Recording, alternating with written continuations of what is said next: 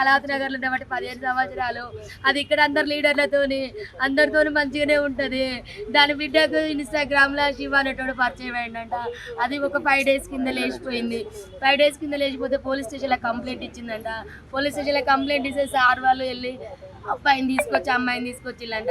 నా బిడ్డ 3 రోజుల నుంచి వాడి ఇంట్లో ఉంది. నా బిడ్డకి ఏమన్నా అయింది ఒకసారి టెస్ట్ చేయండి సార్ అంటే కోర్టు తీర్పు వస్తుంది.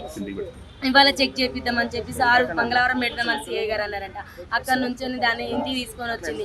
మరి వాళ్ళని ఎట్లిడ్చి పెట్టిలో నాకు తెలియదు సార్. వాళ్ళ లోపలనే ఉండే, వాడు ఎట్లా బయటకు వచ్చిందో తెలియదు. మా అమ్మ ఇంట్లో పూజ చేస్తాను రమ్మని బిడ్డ పిలిచిందంట.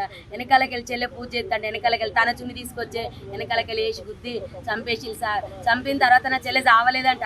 కొనుక్కుతో కొట్టుకుంటా అంటే మళ్ళీ పిలిచిందంట. వాడు పోయిన తర్వాత రా మా అమ్మ చచ్చిపోలేదు, చంపేసినాక మన ఇద్దరు వెళ్ళిపోతే రమ్మంటే వాడు మళ్ళీ వచ్చి సుత్తే కొట్టే సుత్తతోని కంతలు ముక్కులు కొట్టి ఇవన్నీ గట్టిగా పిసికేసి ఇట్లా ఊరేసి కడుపులంతా గుద్దేసి చంపేసి సార్.